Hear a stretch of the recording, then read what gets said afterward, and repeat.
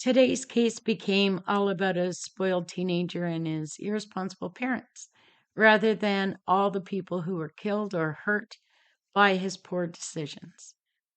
And it became all about privilege when a judge handed down his sentence. This is the story of the Texas affluenza teen. It was a warm summer evening in Burleson, Texas. Brianna Mitchell, 24, was driving home after a catering job along a rural two-lane road when she blew out a tire and crashed her white SUV. She was fine. The car suffered some damage and she would need some help either getting it back onto the road so she could get to a garage or to at least get it towed to one.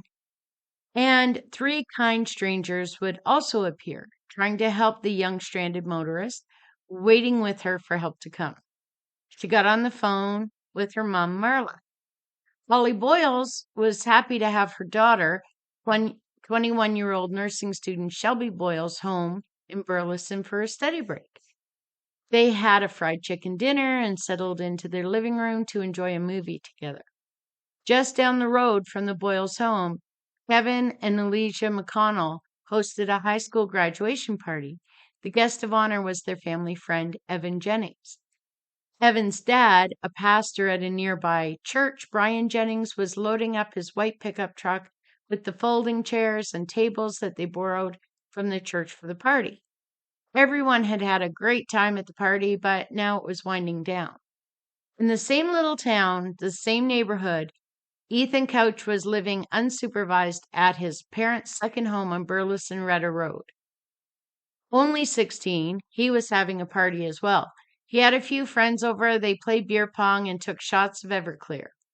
Around 11 p.m., the movie at the Boyles family was just ending. Holly and Shelby heard a commotion just outside their house. When they walked out the front door, they saw Brianna's SUV spun out and crashed in the culvert on their neighbor's property. The young woman was shaken, but otherwise all right.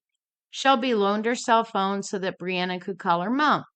Shelby's dad, Eric Boyles, noticed that a mailbox had been knocked over by the spinout, so he picked that up and he carried it back into his house.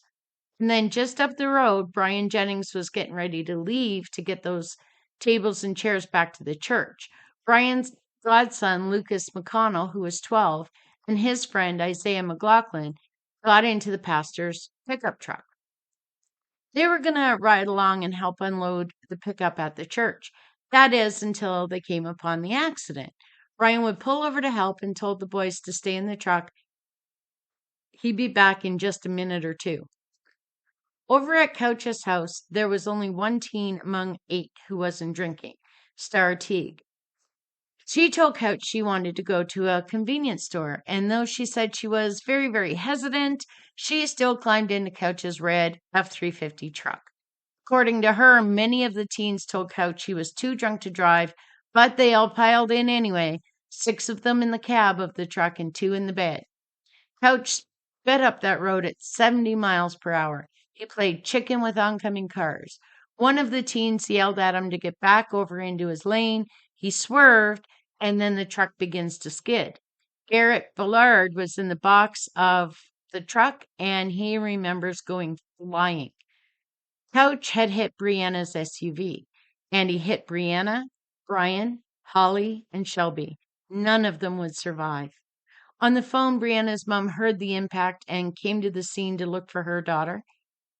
Couch's Ford didn't stop there. It continued and crashed into Brian's vehicle, knocking it clear across the roadway and into oncoming traffic, with those 2 young boys still inside. Eric Boyles would say that he heard an explosion that shook his whole house. When he turned to see what happened, it was just chaos everywhere. He found his wife Holly, who was already gone, and then he found Shelby, also already gone. Kevin McConnell, host of the grad party, Brian's best friend, drove up next. When he saw the chairs and the tables littered on the roadway, he knew Brian and the kids were involved. He would find Brian in a ditch. Brian's wife would also come along. She was driving Evan home from the party. She would see her friend Kevin trying hard to save her husband by performing CPR. About a quarter mile away, another driver and her son found Coach passed out in a ditch. He was wearing only swim trunks, and when they got to him, he woke up disoriented. He told the other boy that he could get them out of all of this. His blood alcohol level was 0.24, 3 times the legal limit for an adult. Later, he would learn Couch was caught on video stealing the beer the kids consumed that night from a nearby Walmart. Couch was charged with 4 counts of intoxication manslaughter. It's what would be discovered at trial, though, and what would happen when he was convicted that turned grief over the loss of 4 community members and serious injury to some of the teens that would enrage the public.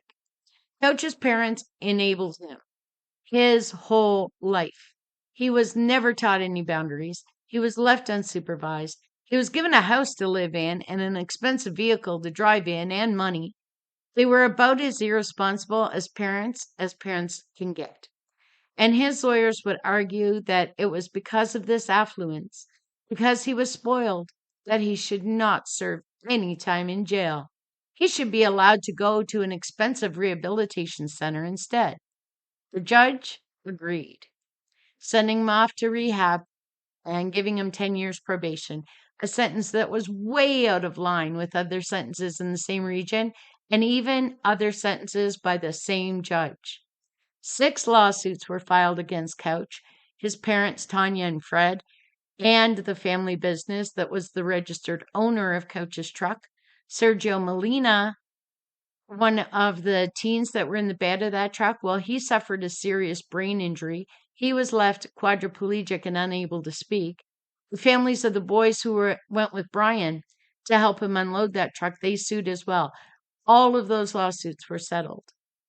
Couch went off to that expensive, cushy rehab center, but it didn't do him a lot of good rehab-wise. Nah, he didn't. Though he and his lawyers said he was going to go to a lockdown rehab facility at his parents' expense, he ended up at North Texas State Hospital, where his parents paid only a tiny portion of the costs. He was caught drinking at a party on video, and he also missed a probation appointment in December 2015. Couch and his mommy, Tanya, were found and arrested in Puerto Vallarta. Tanya Couch would fight extradition, at least. She and her lawyers would say she was only trying to protect. And from what? Responsibility? Accountability? That's with hindering the apprehension of a felon and money laundering, because of course. And she was let free with an ankle bracelet and a $75,000 bail. She was arrested in March 2018 and April 2018 for failing drug tests. Are we surprised? She was also arrested in May 2016 and June and appealed. She would claim she was indigent and that she can't court to pay for all of this. She finally entered a guilty plea to hindering the apprehension of a felon and money laundering and was sentenced to 5 years in the first and 6 months on the second. She also had to pay $27,911 in restitution for the cost of extra can't get a job. His father, Fred, got a year's probation for impersonating a peace officer in 2016. He was arrested again in the 2015 incident. He appealed because going to jail was just too harsh after all he did. That appeal, thankfully, was denied. He was able to successfully complete his probation without further breaches. Hopefully, he's learned a lesson in responsibility in all of this that his parents never taught him and definitely never demonstrated for him.